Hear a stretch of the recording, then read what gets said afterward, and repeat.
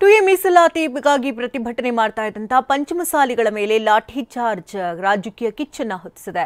BJP ನಾಯಕರು ಸರ್ಕಾರದ ವಿರುದ್ಧ ಮುಗಿಬಿದ್ದಿದ್ದಾರೆ. ಮತ್ತೊಂದು ಕಡೆ ಮತ್ತೆ ಧರಣಿ ಕೂರುವುದಾಗಿ ಸ್ವಾಮೀಜಿ ಹೇಳಿದ್ದಾರೆ. ಈ ಸುದ್ದಿಯನ್ನು ನೋಡೋಣ ಪಂಚಮ ಕಿಚ್ಚು ನ್ಯೂಸ್ ಟಾಪ್ನಲ್ಲಿ. ಪಂಚಮಸಾಲಿ ಮೀಸಲಾತಿಗಾಗಿ ಹೋರಾಟ ಮಾಡುತ್ತಿದ್ದವರ ಮೇಲೆ ಲಾಠಿ ಚಾರ್ಜ್ ಮಾಡಿದ್ದು ಅಸಾಂವಿಧಾನಿಕ ನಡೆ ಅಂತ ಸಿಟಿ ರವಿ ವಾಗ್ದಾಳಿ ನಡೆಸಿದ್ದಾರೆ. ಇದು ಅಮಾನವೀಯ. ಈ ಘಟನೆ ಬಗ್ಗೆ ನ್ಯಾಯಾಂಗ ತನಿಖೆ ಆಗಬೇಕು. ಸಿಎಂ ಒಂದು ಮನವಿ ಸ್ವೀಕರಿಸದಷ್ಟು ಸರ್ವಾಧಿಕಾರಿ ಆದ್ರ ಅಂತ ಸಿಟಿ ರವಿ ಆಕ್ರೋಶವನ್ನ ಹೊರಹಾಕಿದ್ದಾರೆ. ಪಂಚಮಸಾಲಿಗಳ ಮೇಲೆ ದೌರ್ಜನ್ಯ, ಪೊಲೀಸ್ ಠಾಣೆ ಮೇಲೆ ದೌರ್ಜನ್ಯ ಮಾಡಿರೋರ ಮೇಲೆ ಸಿಂಪತಿ, ಕನಿಕರ. ಅಲ್ಲಿ ಇದನ್ನು ಏನು ತೋರಿಸುತ್ತೆ? ಇದು ತೋರಿಸುತ್ತೆ ನಿಮ್ಮದೊಂದು ಕಮ್ಯುನಲ್ ಸರ್ಕಾರ, ನಿಮ್ಮದೊಂದು ಕ್ರಿಮಿನಲ್ಗಳಿಗೆ ಸಪೋರ್ಟ್ ಮಾಡೋ ಸರ್ಕಾರ. ರಾಜ್ಯದಲ್ಲಿ ಈಗ ಇರೋದು ಪಂಚಮಸಾಲಿ ವಿರೋಧಿ ಸರ್ಕಾರ ಅಂತ ಬೆಳಗಾವಿಯಲ್ಲಿ ಬಸವಜ್ಜಯ ಮೃತ್ಯುಂಜಯ ಸ್ವಾಮೀಜಿ ಹೇಳಿಕೆ ನೀಡಿದ್ದಾರೆ. ಮುಖ್ಯಮಂತ್ರಿ ಸಿದ್ದರಾಮಯ್ಯನವರೇ ನಿಮ್ಮ ಅನುಮತಿ ಇಲ್ಲದೆ ಮಾಡಲು ಸಾಧ್ಯವೇ? ಲಾಠಿ ಚಾರ್ಜ್ ಮಾಡಿದ್ರೆ ಕೂಡಲೇ ಅಧಿಕಾರಿ ಅಮಾನತು ಮಾಡಿ. ಸೋಮವಾರದಿಂದ ವಿಧಾನಸೌಧದ ಮುಂದೆ ಮತ್ತೆ ಧರಣಿ ಕೂರ್ತೇವೆ ಅಂತ ಹೇಳಿದ್ದಾರೆ. ಯಾರ್ಯಾರು ಈ ಘಟನೆಗೆ ಕಾರಣಕರ್ತರು ಅದನ್ನು ನಿಮ್ಮ ಆದೇಶ ಮಾಡಿರೋ ಅಥವಾ ನಿಮಗೆ ಗೊತ್ತಿಲ್ಲದೆ ಮಾಡಿರೋ ಗೊತ್ತಿಲ್ಲ, ನೀವು ತನಿಖೆ ಮಾಡಿ ಅಂತ ಪೊಲೀಸ್ ಅಧಿಕಾರಿ ಮೇಲೆ ಸೂಕ್ತವಾಗಿರ್ತಕ್ಕಂಥ ಕಾನೂನು ಕ್ರಮ ಕೈಗೊಳ್ಳಬೇಕು.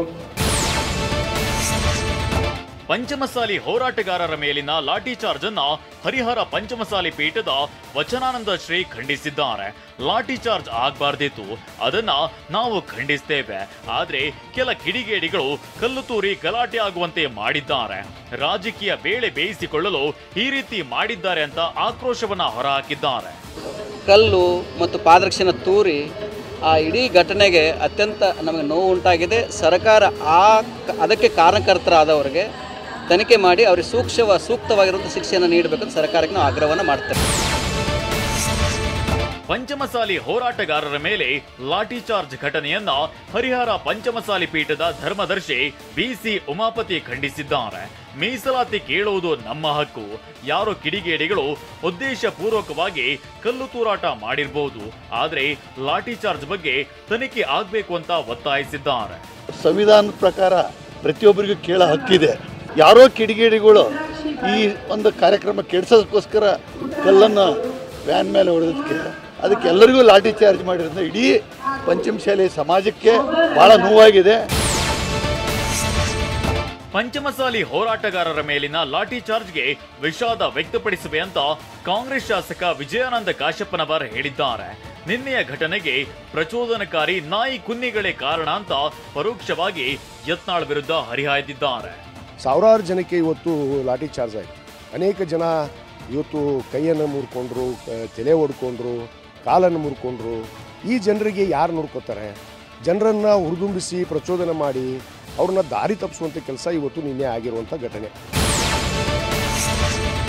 ಬೆಳಗಾವಿಯಲ್ಲಿ ಮುಗ್ಧ ಜನರ ಮೇಲೆ ಕಾಂಗ್ರೆಸ್ ಸರ್ಕಾರ ರಕ್ತ ಬರಿಸಿದೆ. ಪಂಚಮಸಾಲಿಗಳಿಂದಲೇ ಸಿದ್ದರಾಮಯ್ಯ ಸರ್ಕಾರ ನಿರ್ನಾಮ ಆಗಲಿದೆಯಂತ ಮಾಜಿ ಸಚಿವ ಶಂಕರ್ ಪಾಟೀಲ್ ಮುನೇನಕೊಪ್ಪ ಹೇಳಿದ್ದಾರೆ. ತಲೆ ಒಡೆಯುವುದು ಹಾಗೂ ಕೈಕಾಲು ಮುರಿಯುವುದು ಎಷ್ಟು ಸರಿ?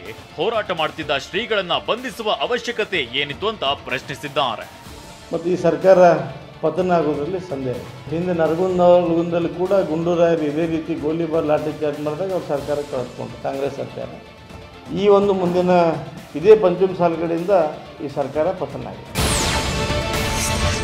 ಸೇಡಿನಿಂದಾಗಿ ಪಂಚಮಸಾಲಿ ಹೋರಾಟಗಾರರ ಮೇಲೆ ಲಾಠಿ ಚಾರ್ಜ್ ಮಾಡಿದ್ದಾರೆ ಅಂತ ಬಿಜೆಪಿ ಶಾಸಕ ಜನಾರ್ದನ್ ರೆಡ್ಡಿ ಆರೋಪಿಸಿದ್ದಾರೆ. ಸುಮ್ಮನೆ ನಿಂತವರ ಮೇಲೂ ಪೊಲೀಸರು ಹಲ್ಲೆ ಮಾಡಿದ್ದಾರೆ. ಮುಖ್ಯಮಂತ್ರಿ ಹೋಗಿ ಮಾತನಾಡಿದ್ರೆ ಈ ಸಮಸ್ಯೆ ಆಗುತ್ತಿರಲಿಲ್ಲ. ಇದಕ್ಕೆಲ್ಲ ಸಿದ್ದರಾಮಯ್ಯನವರೇ ಕಾರಣ ಅಂತ ಆರೋಪಿಸಿದ್ದಾರೆ. ಅಲ್ಲಿ ಮುಖ್ಯಮಂತ್ರಿಗಳನ್ನ ಕರ್ಕೊಂಡು ಹೊರಗಡೆ ಹೋಗಿ ಮಾತಾಡಿದ್ರೆ ಪಾಪ ಅಲ್ಲಿ ಗೃಹ ಮಂತ್ರಿಗಳನ್ನ ಮಾತಾಡಿಸೋ ಪರಿಸ್ಥಿತಿ ಇದ್ದಿಲ್ಲ.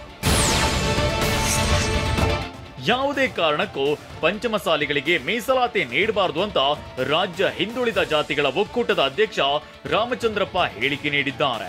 ಪಂಚಮಸಾಲಿ ಯಾವುದರಲ್ಲೂ ಕಡಿಮೆ ಇಲ್ಲ, ಎಲ್ಲ ಸ್ಥಾನಮಾನ ಸಿಕ್ಕಿದೆ ಅಂತ ರಾಮಚಂದ್ರ ಹೇಳಿದ್ದಾರೆ. ಇಬ್ಬರು ಮಂತ್ರಿಗಳಿದ್ದಾರೆ, ಎಲ್ಲ ರೀತಿಯ ಅನುಕೂಲಗಳನ್ನು ಪಡ್ಕೊಂಡವ್ರೆ. ಅವ್ರದೇ ಆದಂಥ ಒಳ್ಳೆ ಮಠಗಳಿದ್ದಾವೆ.